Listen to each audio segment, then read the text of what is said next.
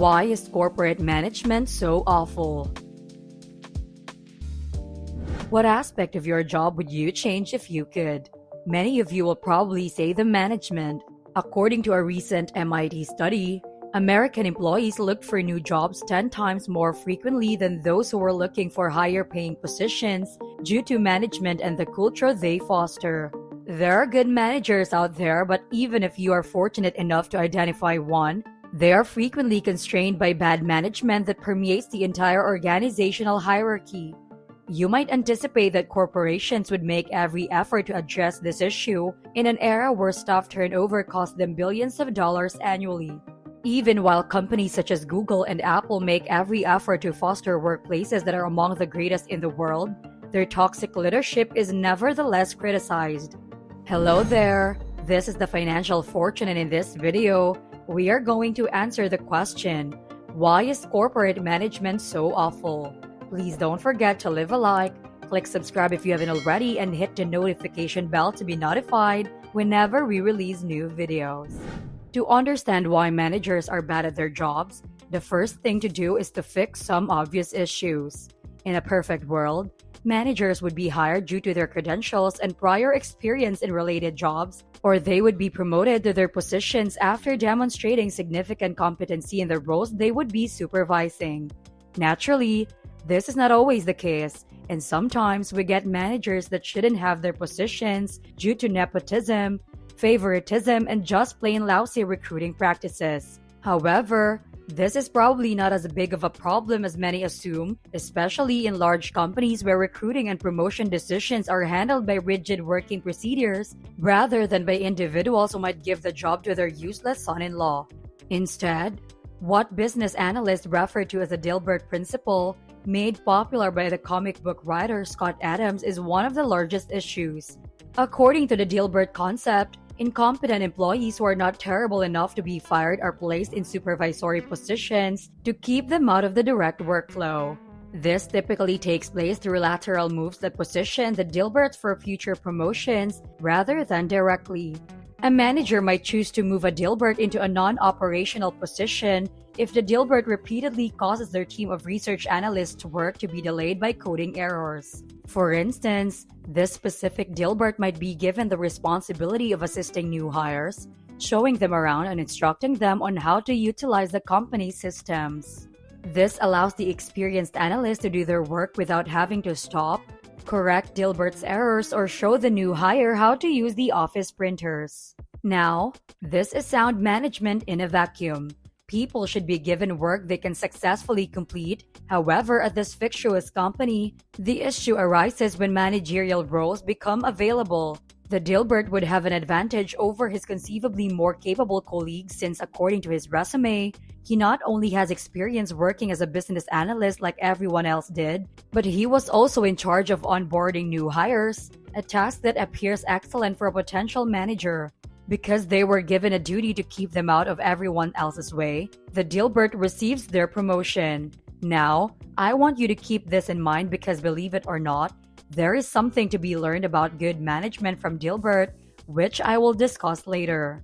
Do you know any DILBERT in your work, or are you yourself a DILBERT? Comment them down below and don't forget to like this video. The Peter Principle is a similar idea used in company management. According to this concept, competent workers advance until they are assigned a position that they cannot successfully accomplish.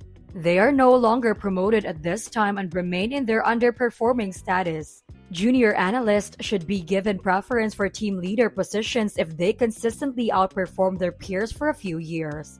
A project management position can be made available to them if they perform well in a team leader position.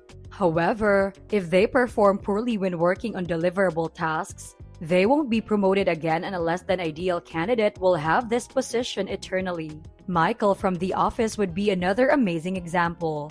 He was promoted to regional manager because, by all accounts, he was a brilliant salesman.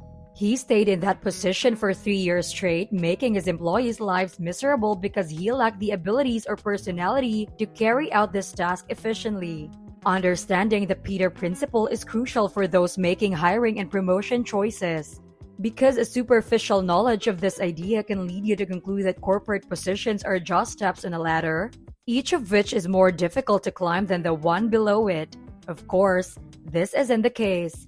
This implies that some Peters might perform equally as well in a position above their current step as they had in one below it. Yet, no one would ever find out because no one wants to move a step below what they presently hold, and no one will be promoted outside of the job in which they are performing poorly. The Peter principle also applies to a particular type of manager who is no longer driven by advancement. These are the people who may have been driven to go above and beyond in order to earn a promotion or a huge salary increase, but who are now content with their position and their compensation. They have no incentive to work harder than necessary to stay employed because they don't desire to get promoted. We have only examined the frequently despised middle managers in big businesses thus far. Most of you watching will, statistically speaking, have to deal with these persons at some point in your careers. However, these problems frequently reach the highest levels. According to the theory of founder syndrome, businesses have serious problems with their founders exercise an excessive amount of influence over business decisions at the expense of the company's workers, shareholders, and clients.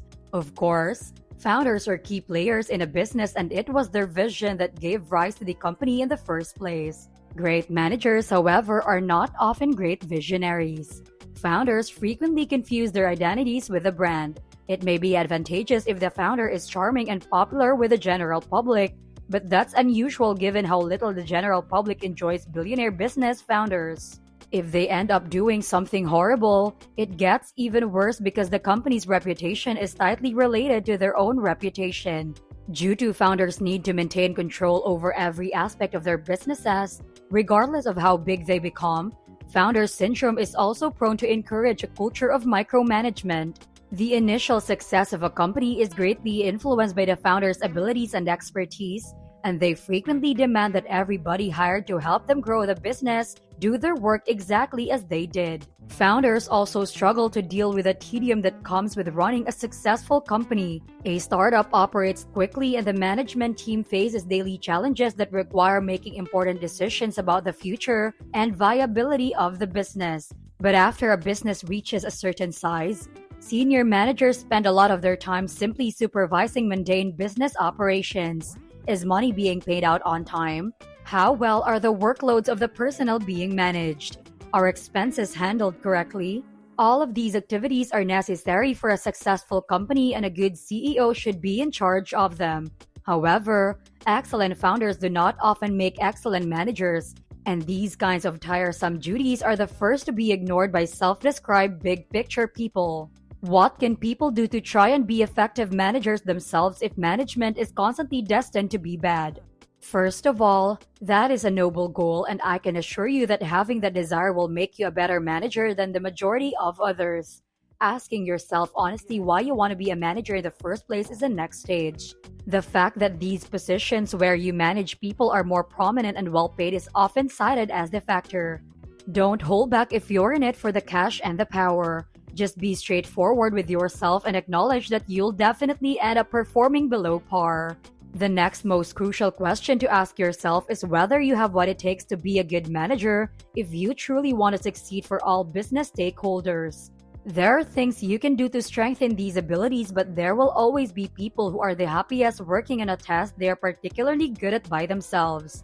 The DILBERT concept, which we previously examined, is frequently used to criticize managers who are unable to complete the task assigned to them by their employees, but it also functions the other way around. Some of a company's finest managers might not be the best at the operational work that their team performs. Instead, they possess the interpersonal skills to understand which jobs to delegate to which employee and the self-awareness to understand that micromanagement is not beneficial, productive, or appreciated.